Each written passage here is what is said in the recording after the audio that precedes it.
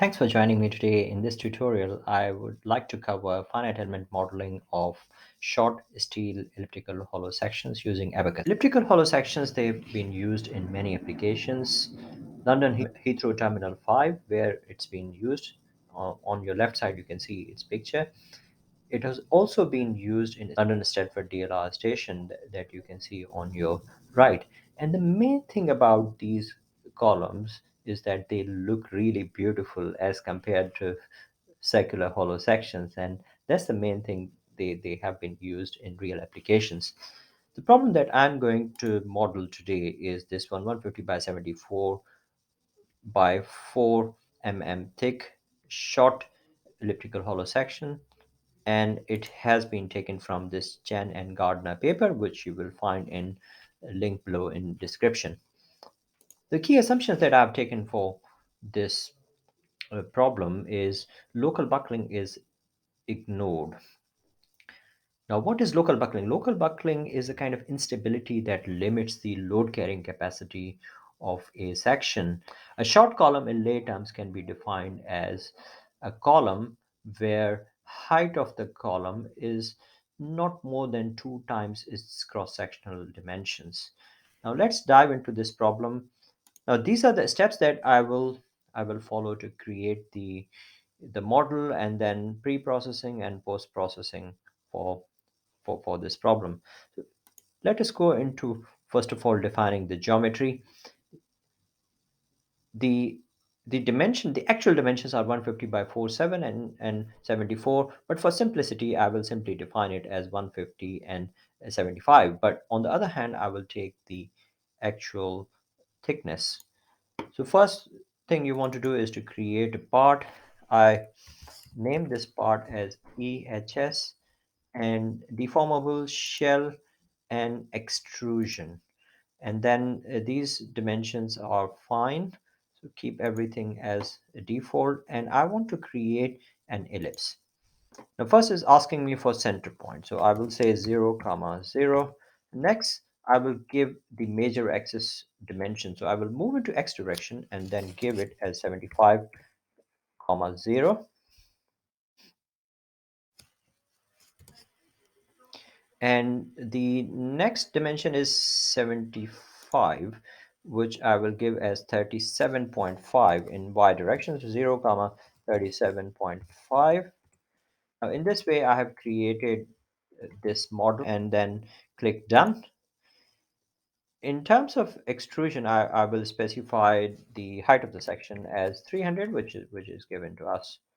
And then you can see that this model is defined. So this was first step. The second step is material properties and section properties. So first we have to define the material, and then we have to assign this section using that material to our actual section. So let us see how we can do it. Let's So these are the material properties. E is given, yield stress is given, and ultimate tensile stress is given. So I will assume a bilinear stress strain curve, and I will assume a strain for this ultimate stress as well, which is not given, but I will assume it. Let me define the section first of all. So I will say steel section, steel, and then mechanical, elastic. I will define the section as 217700. I think that was the value. And the Poisson's ratio, I'm assuming it to be 0.3. You can take this assumption and then press enter. After that, I will define the plastic properties. In plastic properties, I will define first of all the yield, which is 373. At yield, plastic strain is 0, so I will say 0 and then press enter. Then I will define the ultimate stress. Ultimate stress is 514 Newton per millimeter square. So 514, and here plastic strain, I'm assuming it to be 0.18. If we had very high strength steel, then this plastic strain will get reduced. That will be about 0.12 or 0.11. But here we are fine. Click OK. So once it's done, the material is defined. Then I will define the section. Now here I will say EHS section. and then I will go to shell and homogeneous, click OK. And here I will give the thickness of the section. The thickness of the section, as you saw earlier, was 4.22 in here, 4.22. And then simply accept all the default values and press OK. Now once the section has been defined, I will assign that section to the geometry that I have created. So click here, section assignment. In section assignment, first of all, I will choose the section, and then it will ask me for section. I have assigned it as EHS section. And here default is middle of the geometry. By middle of geometry, it means that it will extrude the thickness outer and to the inner elliptical section. But I want to define it from the bottom, which means that my 150 dimension is the outside dimension, and the thickness will be extruded inside. So this is a very important thing to note. So click OK. The section has been assigned now. Now let me go back and see what is my next step. The next step is to assemble the model. So let us go and assemble the model. So click on assembly, click on instances, and then click on this EHS, press OK. Once the section has been assigned, then the next thing is to define the constraint. So now I have to define top and bottom tie constraints. So let me go away and define. So go to feature, and then I will go to tools and reference. First I will define the top reference point, 0 comma 0 comma 0. I will define a set having this top reference. So I will say t ref, so t ref, and click OK. And then clicking on this reference point, this is my top reference point. And then next thing I will define, I will tell you in a minute that how this will help in terms of sets. Feature, again go to tools and then reference point. And now I will define the bottom reference point. So bottom reference point is at 0 comma 0 and 300. This is my bottom reference point. I will again define a set for that, bref, calling it as bref. Click OK, and then select the geometry. I'm selecting this one. Click OK, and you can see that top and bottom has now been defined. The next thing is to constrain these with respect to the outer edges of this elliptical section. So for that constraints, I will click on constraints, and then here I want to tie first of all the bottom one. I would like to rename these as well. So first, I would like to rename this RP. So RP is my RP is top ref,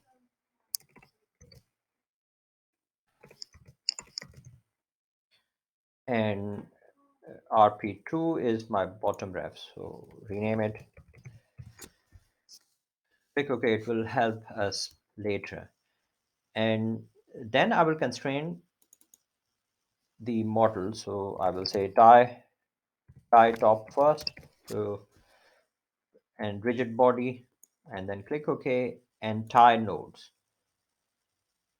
So I will click from here. I will tie nodes of this top,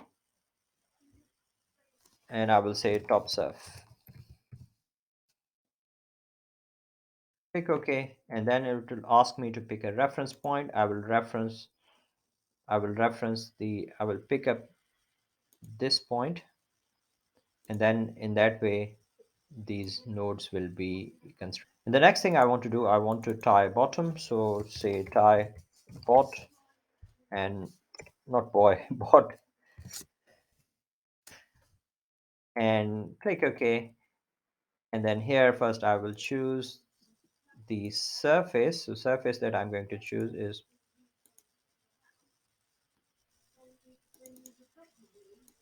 this one, tie nodes. And then surface that I want to choose is the bottom one. So bot surf, and click OK. And you can choose this from sets as well. Earlier, I chose directly from this point. So here you can choose bottom reference point and highlight it in the viewport. Click OK. Now you can see that the nodes of this outside edges, they have been tied with the reference point now. This will help me in applying the load to the model. Once these has been when this has been tied, then I will go to the next step, defining steps and output requests. So let's go away and define these steps. So the first step is initial. The next step I want to define is apply disp. I will apply displacement, and then I want to define static rigs. Static rigs is the method where you apply the model is going to apply the loading in such a way that if the model is stable, it will increase the increments. If the model is less stable, then it will decrease the increments. So click OK.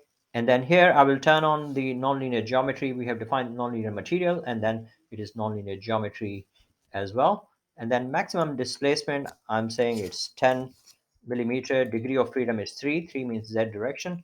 And node region, I want to define it to the top reference point. And here incrementation, I will increase the maximum number of increments to 1000. And here I want to start with a very small displacement. It means that it will apply 0.01 with 10, and then in that way it will apply displacement. So it will start with zero point 0.1 millimeter of displacement. Click OK. Once this has been output requests, I will keep everything as default. I will not change anything. And and then we have to define the boundary conditions and loading conditions. The boundary conditions, first of all, I want to define the boundary conditions here. So first one is the fix bot, which will fix the bottom, and I want to define the incaster. Incaster means it will fix everything.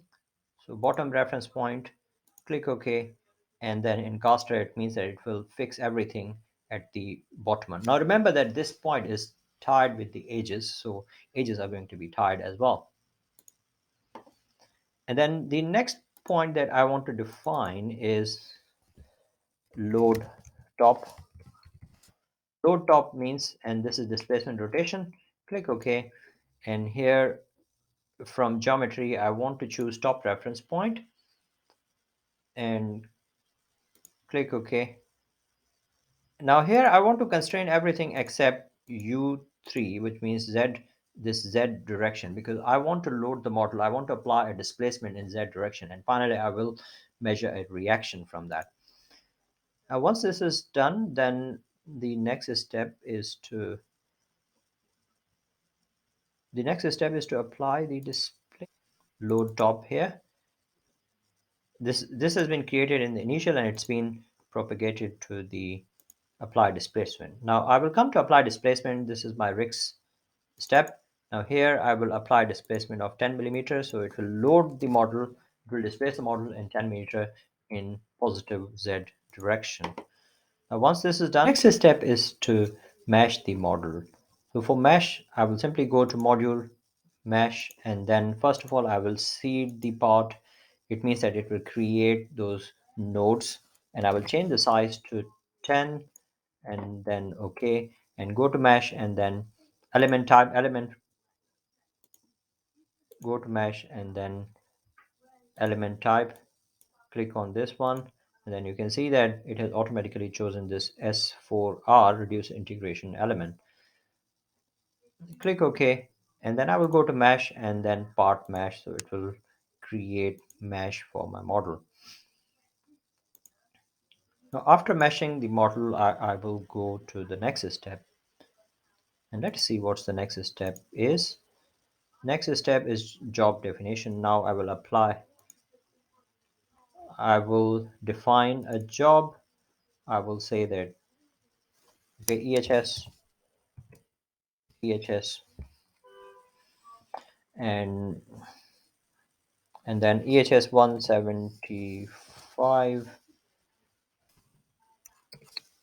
EHS 175. You can give any name. Click OK. The job has been defined. So the first thing first. Now before I move ahead, I will save the model and then I will set up a working directory. This is very important. Setting up working directory is extremely important because in that way, all the files which are created, they will be created in one folder. So here I will I will create a new folder.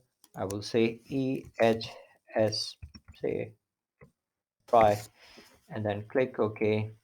And then I will save I will set this as my working directory. Click OK and click OK. And then after that, I will save my model as EHS, ehs.cae. And then click OK. Now here I have created this job. So first I will check data check. Click on data check to see if everything is fine. And then click on monitor to see if there is anything unusual. Now data check has been completed without warnings. Then I will go to next step to submit the I will go away and submit it. So overwrite, yes, overwrite. And then here you can monitor the job here. Here it will apply the increments. Hopefully they appear here. Yes. So here you can see that first it has applied very small increment of 0.0009, 0.01, and then slowly it has increased increments to 1, which means that it has applied now 10 millimeter displacement. So once the analysis has been completed, click on results, and then now you are able to view results. So first thing first, you want to see the deflected shapes, and you can see that deflected shapes pretty much look similar to what you had in the experiment. In the experiment, you have this kind of deflected shape, so it is quite quite similar to what you get over here. Again, I will, so you can see that this is a, remember that we have not taken into account effects of local buckling. Normally thickness over 10 to thickness over 100 is taken as imperfections, but here I have not taken it into account. And then I want to plot this load deflection curve and then compare it.